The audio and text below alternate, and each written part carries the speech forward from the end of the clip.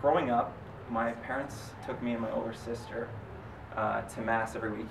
You know, I was raised in a Catholic home. They taught me about the faith. But even though I was going to Mass every week, and I was going to Sunday school, and I was getting this teaching, I never really felt like my faith was my own. You know, I heard about God, heard about Jesus, and I had heard about His love, but I had certainly never felt it for myself.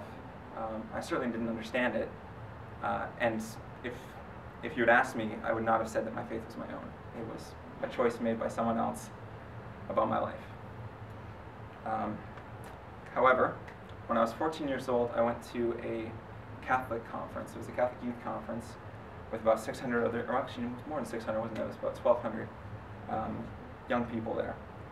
And during this conference, there was an opportunity, I was given the opportunity to kind of stand up in front of, stand up with other people and open my heart to Christ.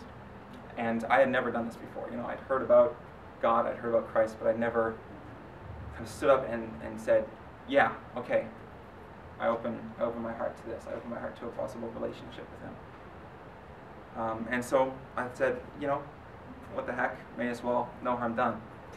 And almost immediately after taking that small step, I was immersed in God's love, really. I mean, it's really hard to explain, but I just had a very real experience of God's love and of His existence. You know, it was like feeling every emotion at once. I was happy, but I was more than happy. I was joyful. I was alive, and I was crying, but I wasn't sad. It was just a real, true experience of love. Looking back, it was one of the most important moments in my life.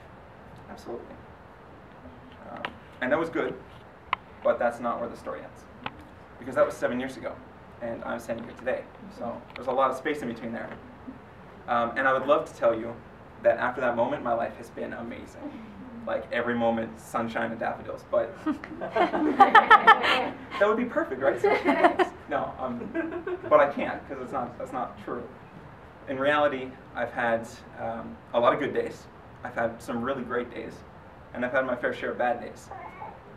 But for the past 7 years, the real, true constant in my life has been my relationship with God, my ongoing relationship with God.